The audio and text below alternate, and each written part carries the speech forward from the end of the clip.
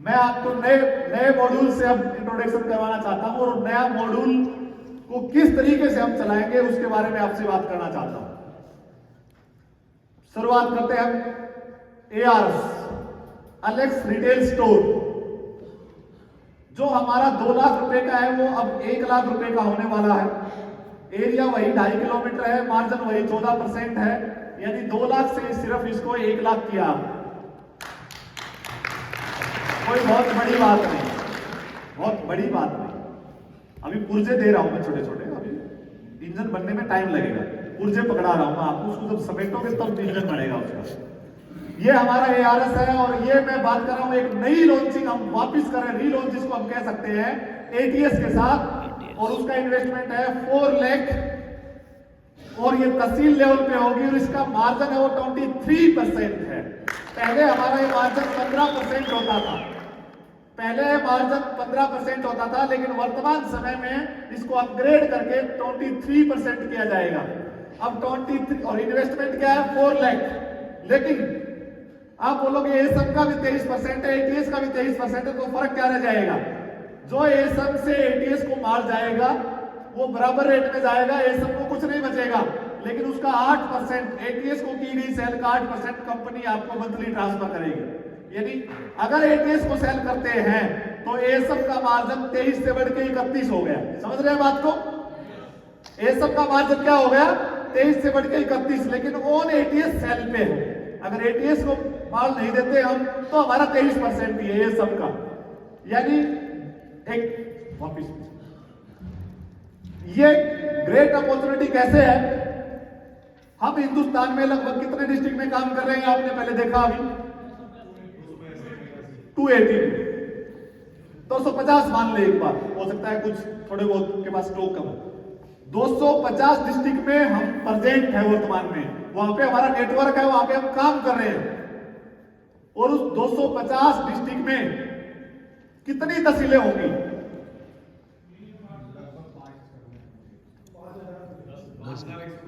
नहीं, 5,000 तो all India की तहसील है।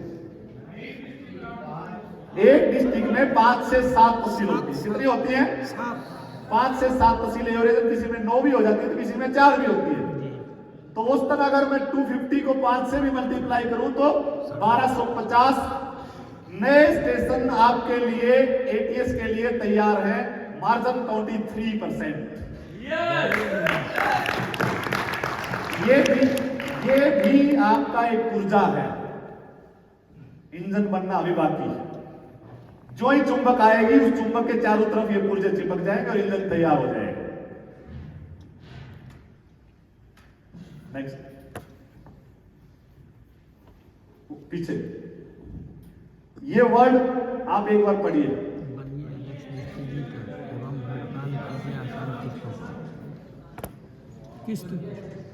Distributor means store owner. आप समझ रहे हैं? Distributor means store owner.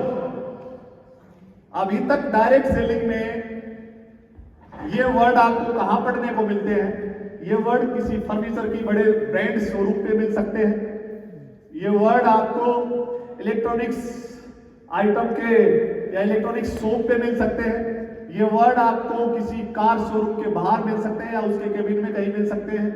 ये वर्ड आपको लोन देने वाली कंपनी के बाहर मिल सकते हैं या किसी पंपलेट में मिल सकते हैं। लेकिन वो वर्ड किसके लिए काम आते हैं?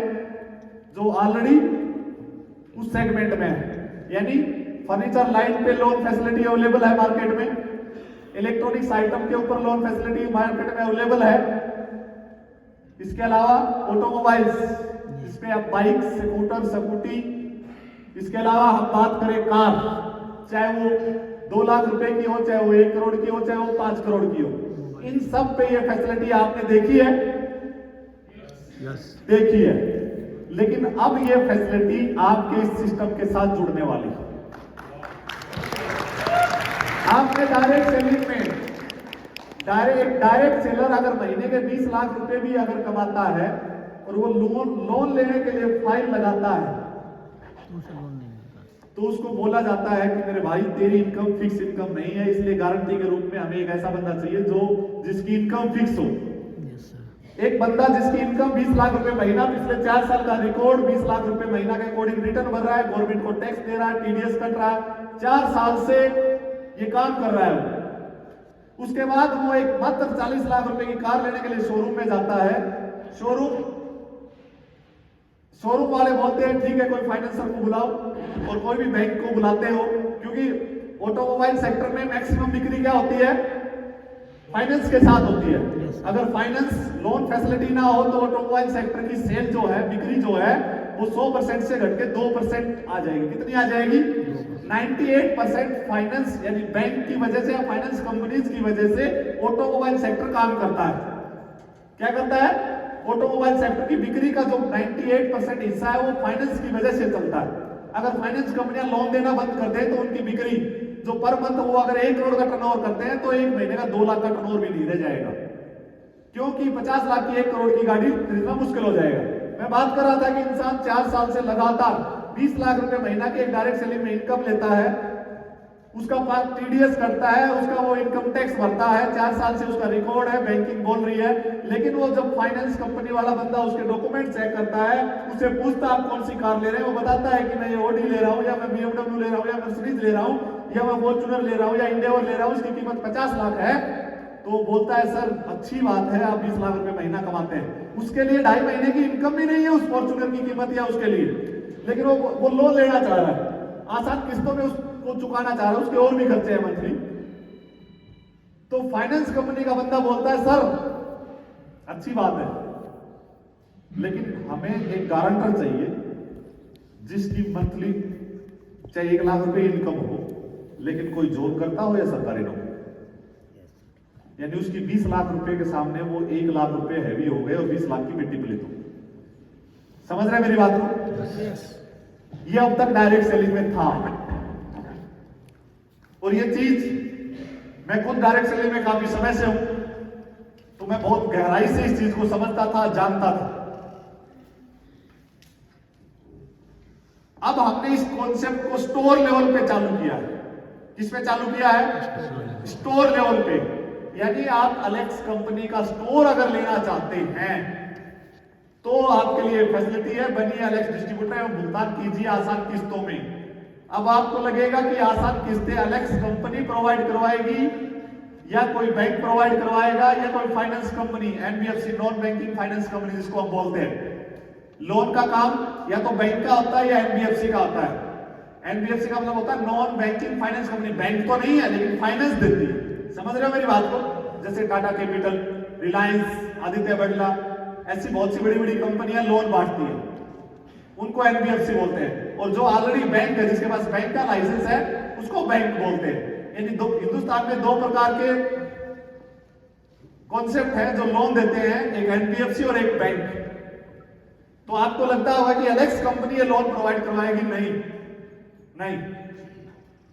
Next, first time in India business loan in direct selling industry. जो मैंने पहले भी कहा था, इससे पहले डायरेक्ट सेलिंग में ऐसा कॉन्सेप्ट कोई भी कंपनी नहीं लेके आएगी, नहीं लेके आई होगी। Next, our new collaborations Alex with JPR group. JPR एक एनबीएफसी कंपनी है, नॉन बैंकिंग फाइनेंस कंपनी, उसका और अलेक्स का टाई अप हुआ है। क्या टाई अप हुआ वो मैं आपके साथ शेयर करना चाह रहा हूं। टाई अप ये हुआ है कि हमने उनके सामने अपनी चीज रखी। हिंदुस्तान के अंदर एक आपने देखा होगा मुद्रा योजना चलती है 10 लाख रुपए की मुद्रा लोन योजना। वो क्यों है पता है? लोगों को आत्मनिर्भर बनाया जाए। उसकी गारंटी कौन लेता है पता है? सरकार लेती है। तो 10 लाख रुपए बैंक किसी को आत्मनिर्भर बनने के लिए, कोई बंदा अपना बिजनेस चालू करना चाहता है, कोई धंधा चालू करना चाहता है, कोई स्टार्टअप करना चाहता है, वो किसी भी प्रकार का हो सकता है। उसमें कुछ कैटेगरी रखी है, वो कैटेगरी की लिस्ट काफी लंबी है।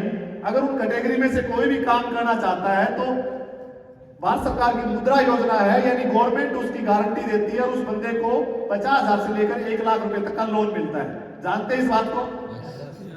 लेकिन वो सबको नहीं मिलता है। जो रियल में करना चाहता है उसको भी नहीं मिलता है।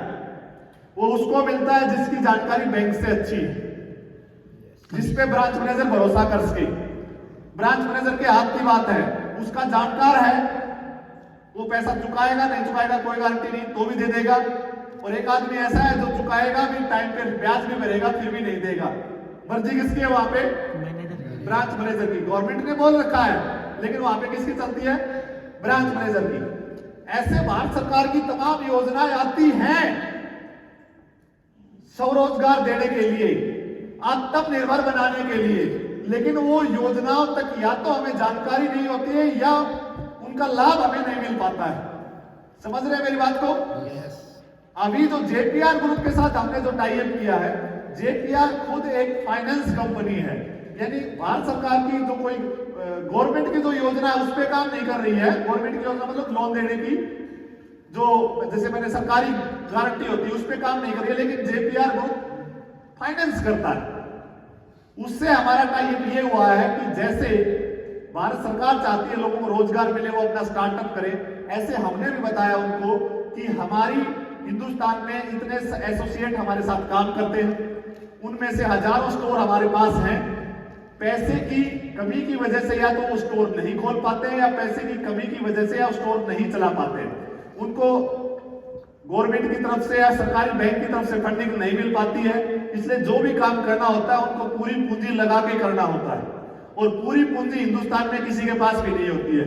आज अंबानी ने भी लोन ले रखा है, आज अडानी ने भी लोन ले रखा है, आज एक आम बिजनेसमैन ने लोन ले रखा है। आप जानते हैं इस बात को? Next, quick business loan, easy instalments. अब बनेगा आत्मनिर्भर भारत। इस टाई अप का हमारा मिशन है, अब बनेगा आत्मनिर्भर भारत। अब हम आगे बात करें, हम लोन की बात करते हैं। लोन क्यों लेना चाहिए उस पर हम बात करेंगे। याद रखिए, पैसा ही पैसा बनाता है और पैसा आएगा लोन से। आपने सुना होगा कि पैसा जिसके पास है और पैसा आ जाता है, यानी जिसके पास पैसा है उसको बैंक भी लोन दे देता है, जिसके पास पैसा है वो पैसे से पैसा बना लेता है, पैसे से पैसा आ जाता है। ऐसा एग्जाम्पल मैं नहीं कह रहा हूं, ये बहुत पुराने समय से ये बातें चली आ रही है। यस या नो? यस। कुछ अंधविश्वासों की वजह से, कुछ पुरानी धारणाओं की वजह से या पुरानी सोच की वजह से लोग लोन लेने से डरते हैं, और जो जमाने को समझ पाए, जो जमाने के साथ चल पाए और जमाने से आगे चल पाए, वो लोन ले पाए, लोन का रीपेमेंट कर पाए, और वो आगे से आगे एक बड़े बिजनेसमैन, एंटरप्रेन्योर बनते चले गए। और आप आज अडानी को देख पा रहे होंगे, हिंदुस्तान में सबसे ज्यादा कर्ज अगर किसी इंडिविजुअल बिजनेसमैन के ऊपर है तो वो गौतम अडानी के ऊपर है, और हिंदुस्तान का सबसे अमीर आदमी कोई अगर है वो भी गौतम अडानी है। हेलो, अगर आज कोई सबसे ज्यादा हिंदुस्तान का कर्जवान आदमी कोई है, सबसे ज्यादा कर्जवान आदमी, तो वो कौन है? गौतम अडानी। लेकिन हिंदुस्तान का नहीं, दुनिया का कोई सबसे तीसरा अमीर आदमी अगर कोई है वो भी गौतम अडानी ही है। सीधा सा संबंध पैसे का पैसे से है। आज समझ पा रहे हैं मेरी बात को? गौतम अडानी को भारत सरकार ने दिल खोल के लोन दिया। अब उसकी लाइजनिंग कह लो या उसकी सरकार कह लो, बात समझ सकते हैं? भाई, हर आदमी के काम लाइजनिंग से होते हैं, हर आदमी के काम व्यवहार से होते हैं। लाइजनिंग एक बार काम आती है, बार बार नहीं आती। वन टाइम भारत सरकार ने उसको सपोर्ट किया, लोन दिया, उसने रीपेमेंट टाइम पे किया, बिजनेस को अच्छा किया, बिजनेस को ग्रोथ दी भारत सरकार ने और पैसा दे दिया, उसने बिजनेस को और ग्रोथ दी भारत सरकार ने और पैसा दे दिया। देखते ही देखते पिछले 5-7 साल में जो आदमी टॉप 100 की लिस्ट में नहीं था वो दुनिया में तीसरे नंबर पे आ चुका है, और सेकंड नंबर पे आने में ज्यादा से ज्यादा उसको 1 महीना लग सकता है, ज्यादा से ज्यादा 1 महीने के अंदर अंदर आप न्यूज़पेपर में देखेंगे गौतम अडानी दुनिया का तीसरा सबसे अमीर आदमी नहीं, गौतम अडानी दुनिया का सेकंड सबसे अमीर आदमी बनने वाला। आप समझ सकते हैं उसकी ग्रोथ रेट क्या होगी। आप रिलायंस कंपनी पैसा बांटती भी और पैसा लेती भी।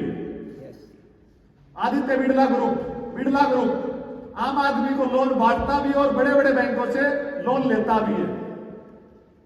बजाज फाइनेंस बड़े बड़े भारतीय रिजर्व बैंक से, सिडबी से, विदेशी कंपनियों से लोन लेता भी और लोन देता भी है। लोन हिंदुस्तान में नहीं पूरी दुनिया में जिसको मिलता है लोन उसकी तरक्की पक्की है, क्योंकि वो एक ऐसा आदमी जिसको लोन मिलता है वो अपने क्रेडिट सिविल को अच्छा रखता है, वो कुछ करना चाहता है, उसकी इच्छाएं बड़ी है, उसका प्रोजेक्शन बड़ा है। हम बात करेंगे आगे की बात। वो पीछे आ गए जरा।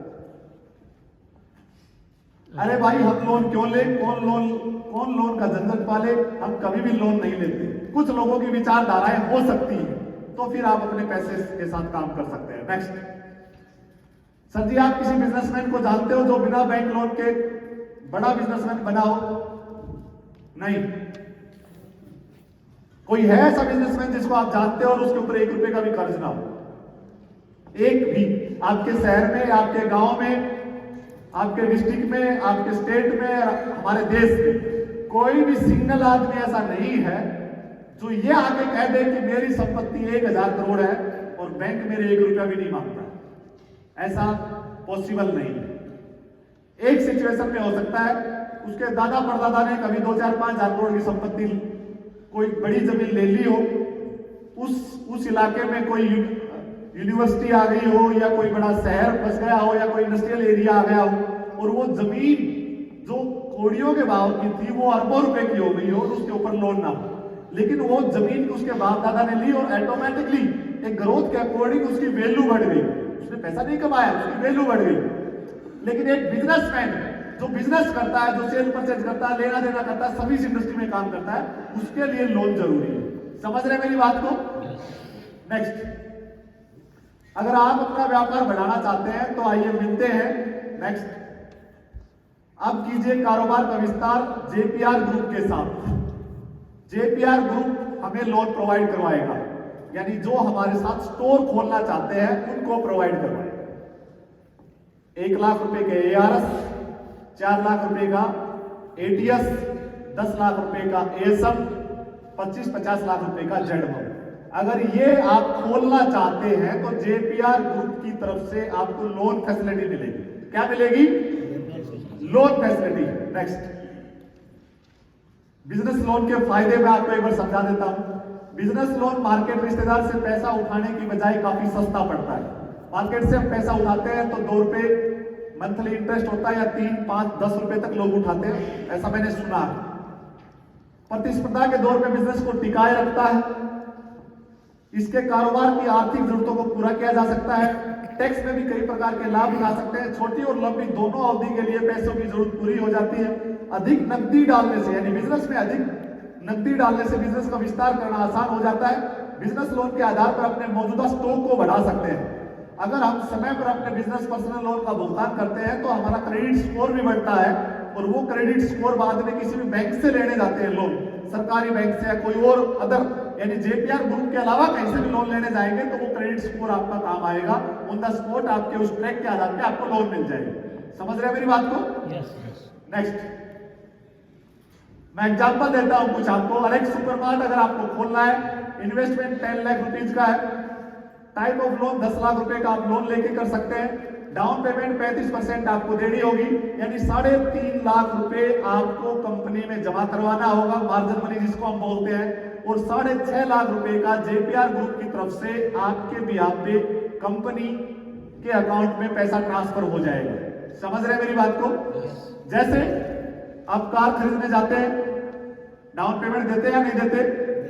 देते हैं। कोई 25% देता है, कोई 30% देता है, कोई 35% देता है, कोई 40% देता है। वो डाउन पेमेंट किसके अकाउंट में जाती है? शोरूम ओनर के अकाउंट में। शोरूम की जो अकाउंट है, करंट अकाउंट है उस शोरूम का, उसके अकाउंट में चली जाती है। समझ रहे हो बात? और बची हुई लोन की जो राशि होती है वो बैंक किसके अकाउंट में देता है? डीलर के अकाउंट में, शोरूम में। यानी वो बैंक भी डायरेक्ट डाल देता है और हम भी डाल देते हैं और हम गाड़ी ले आते हैं। यानी उस शोरूम ओनर को पूरा पैसा मिल जाता है। उधर से बैंक का काम हो गया, उसने अपना लोन कर दिया, और आपका काम हो गया, आपने लोन करवा लिया और आपको वो गाड़ी मिल गई। समझ रहे हैं मेरी बात को? सेम कॉन्सेप्ट अब हमारा है। यानी आप 10 लाख रुपए का अगर एएसएम खोलना चाहते हैं तो 3.5 लाख रुपए का मार्जिन मनी आपको जमा कराना पड़ेगा। अपने डॉक्यूमेंट्स, हर स्टेट में हमारा एक बंदा रहेगा, वो बंदा आपसे डॉक्यूमेंट्स की इंफॉर्मेशन देगा हर एएसएम के ऊपर। मेरे को लोन एग्रीमेंट, अच्छा सॉरी, मेरे पास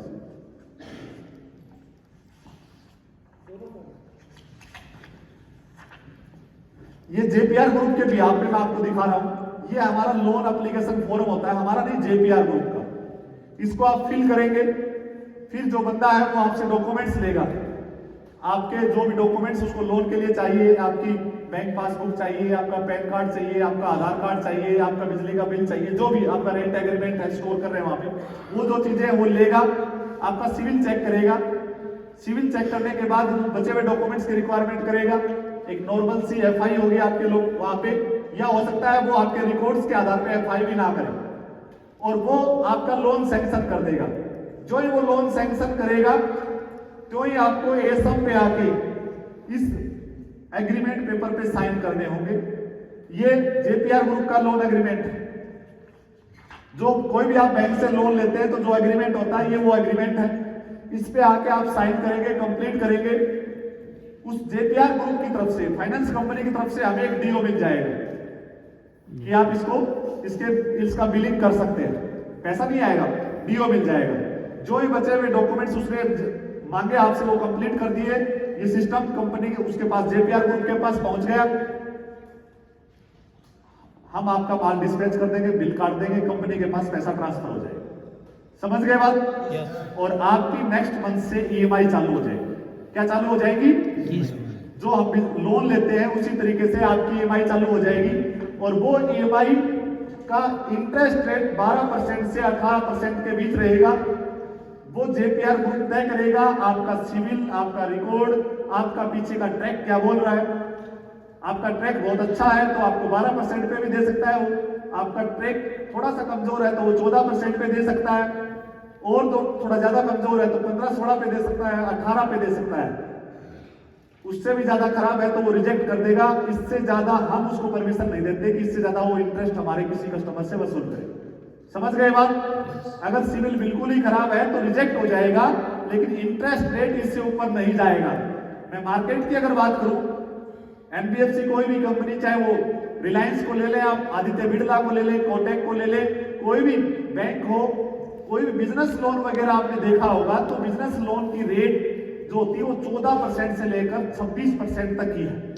चाहे वो आदित्य बिड़ला हो, टाटा कैपिटल हो, चाहे वो रिलायंस हो, चाहे वो इक्विटास हो, एडलवाइज हो, मार्केट में लगभग 100 से ज्यादा एनबीएफसी कंपनी है जो लोन बांटती है।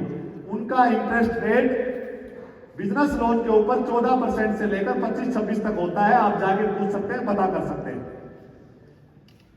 नेक्स्ट, अगर हम तहसील की बात करें तो इन्वेस्टमेंट 4 लाख रुपए का है। 35% यानी आपको इसका मार्जिन मनी कंपनी को देना होगा, यानी 1,40,000 रुपए आपको देने हैं। बचे हुए 2,60,000 रुपए का आपका लोन हो जाएगा और आपके पास सीटीएस हो जाएगा।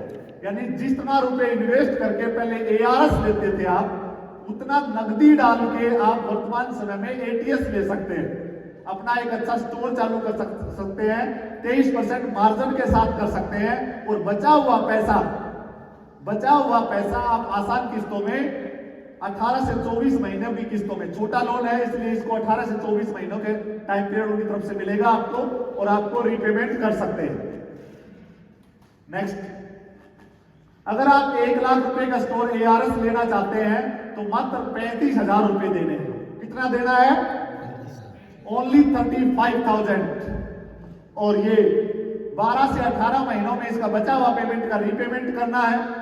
इंटरेस्ट रेट वही 12 से 18% है, और आप आसान किस्तों में ऑटोमेटिकली, ये लोन का जो सैंक्शन का टाइम पीरियड है, आपका एप्लीकेशन फॉर्म भरने के बाद 72 घंटे में ये लोन सैंक्शन हो जाएगा।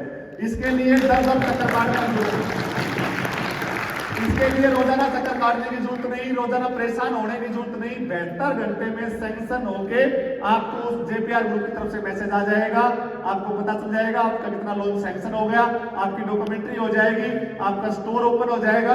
उसके बाद कंपनी आपसे टाइम पीरियड लेगी अगले 15 दिन का, जो आपके प्रोडक्ट फर्स्ट टाइम पहुंच जाएंगे। समझ रहे हैं मेरी बात को?